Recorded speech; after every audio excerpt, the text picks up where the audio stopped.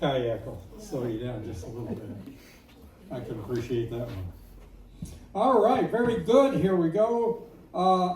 We have a brand new storyteller, someone who's never told a story before in his whole life, but I'm sure he'll manage to muddle through. Walt.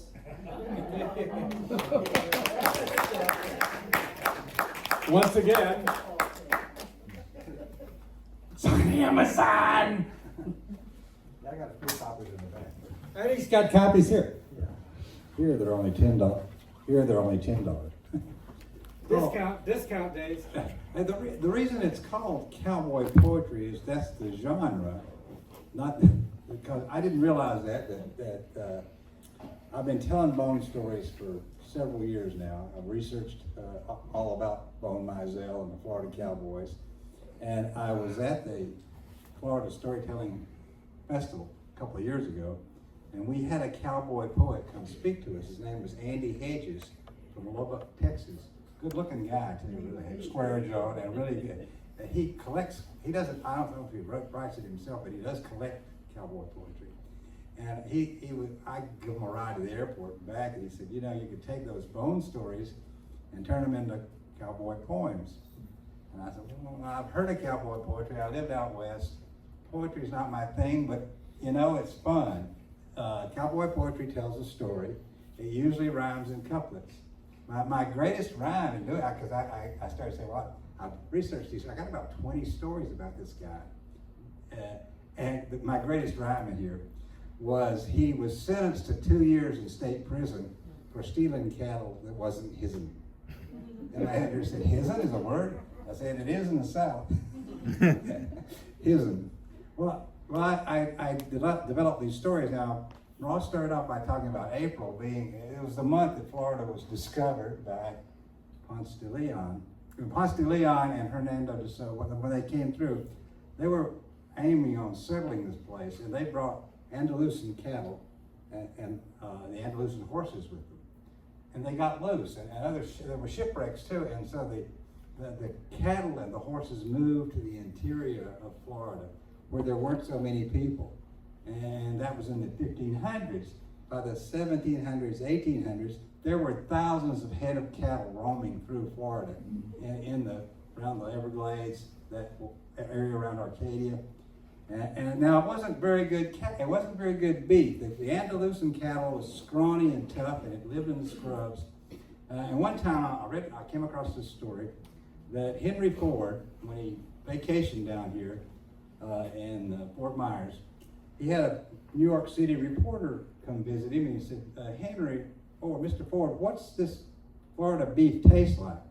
And supposedly Henry Ford pulled off his belt and cut it up into pieces and put it in a frying pan and said, if you can eat this, you can eat Florida beef. And they sold the beef to the Confederacy, and then after the Civil War, they started selling it to Cuba. And they would drive the cattle across Florida and collect them. They were big ranches. There's still big ranches in Florida. And Morgan Bonaparte Mizell. The Mizells were a prosperous family that came out of North Carolina and spread through Georgia and into Florida.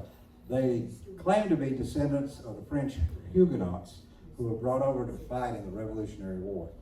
Well, David Mizell was a sheriff in Orange County. There were other Mizells around. Morgan Bonaparte Mizell was named Bonaparte because his father admired Napoleon. I never met him, didn't know much about him, but he was French and they were French. Well, he could never get used to the name Bonaparte, so they called him Bone for short. So he became known as Bone Mizell all through the era. He was born in 1863. He died in 1921. He was a cowman. He tried to run a general store for a while, but he couldn't read or write, which was a big handicap in running the store. And he was very generous. He was very, if you wanted to borrow money from him, he would loan you money. If you wanted something on credit, he'd give it to you on credit. And he had a marker, and he marked on the wall who owed him what. But when his wall got full of marks, he forgot who owed him what, and so he just locked the door and left. And never went back there. Said he was going to be a cowboy. He has two big claims to fame that made him even bigger. Well, first off, let me say, the way I did research, there's 2 books that have been written about him, and mostly what I found was through newspaper articles. I subscribe to newspapers.com. I go back to the 1800s. I find references to Bone Mizell starting when he became famous in his own time. I think it's a really great story. He runs into a grocery store, a drugstore. Back then, drugstores were also the places where you got medical care and everything. And he wanted some laudanum because his friend had gotten a steak bite. And he said, I need it for my friend. And the druggist spilt some, and he grabbed it up and licked it in his hand. And the druggist said, what's wrong with you? He said, well, I got bit too. His 2 big claims to fame was that in 1895, Frederick Remington came to Florida. He was on an assignment. He was pretty much fed up with cowboys. He admired the Western cowboys. He was an illustrator and a reporter for Harper's and Collier's and those magazines. And he had been successful with his illustration. He wasn't an artist yet. He wasn't considered an artist. He was an illustrator, although his work was beautiful.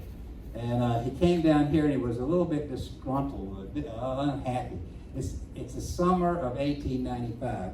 The only way you get around is by train if you're not riding a horse. And he comes into Arcadia, and it's in 85 degrees. He's got on a wool suit. He's pushing 300 pounds because he liked to eat. And he gets off the train, and I think he's kind of lazy as a reporter. He goes and interviews a butcher, and then he interviews a banker, and he just sees 2 cowpokes riding in, and he says that they didn't look like they had $4 worth of clothes between them. They did not look like those robust cowboys you saw out west. No, these guys were bedraggled looking. They reminded him of the moss hanging from the trees. And one of them, he never uses his real name, but everybody knows it was Bone. He calls him Zorn. And he buys him a drink, and the cowboy shows him how quickly it is to change brands, how easy it is. He can change brands with a stroke of a pen. And he's done it many times. He's wrestled many cowboys. And so that was his claim. He agreed for the price of a drink to be the model for Remington's story. So Remington has about 6 or 7 illustrations with that story that's in Harper's Monthly Magazine, summer of 1895. And it's Bone Mizell on his horse. And that he became famous locally, even though he didn't use his real name in the article. The other claim to fame is this great story that he told himself. And different names have changed, different details have changed, but what he told people was that he had a friend, a close friend named John Underhill. They were buddies, pals. They rode together all over the plains of Arcadia, southwest Florida. And John kept saying, Bone, I never left Florida. I was born in Florida. I'll probably die in Florida. I've never rode on a train. And I've never been to a big city. You went on a cattle buying trip to New York. I'll never leave Florida. I just feel kind of bad. I'd like to see a big city. I'd like to ride on a train. And Bone says, don't worry about it, John. Don't worry about it. Someday you'll get to ride on a train. I'm sure you will. And well, they get separated, and John is at a cow camp, which is in the northern part of the area of southwest Florida. And Bone is down miles away. And they get word to Bone that John is sick and he's dying. He may not make it. He was older than Bone anyway, and he's ill, and he may not make it. Ride up there as fast as you can, get to him, say your goodbye to him. So Bone gets on his horse and he's riding as hard as he can, thinking about poor old John never to get to ride that train. And he gets there, and John has already passed away. And they're getting ready to wash him and change his clothes because they bought some clothes to put on. And Bone says, no, don't wash him. He never took a bath when he was alive. He ain't gonna take one now. And don't change his clothes. He wouldn't want to wear those stupid clothes. He want to wear the clothes. Bury him in the clothes he wore. Just the way he lived. Smelling a little musky, you know. So Bone goes out to find him a place around that area, around Punta Gorda area, actually, and buries him. They bury him in the ground, unmarked grave. They don't have enough money to put up a marker. And time goes by, and this young kid comes out. They say he's a young fellow. I don't know if he was 30, He'd been traveling around the world. He was from a very wealthy family. Some say he was from up north. Some say he was from New Orleans. I believe New Orleans is the place he was from. And he had been all around the world. And he said, Bone, I don't want to travel anymore. I have found my heaven here. I like you. I love being a cowman. I want to stay here on the Florida plains. And if anything ever happens to me, I want to be buried here. Well, he up and dies. He dies. And Bone buries him right next to his friend John. A little bit of time passes by, and they get a telegram from New Orleans. And it's a wealthy family looking for their son.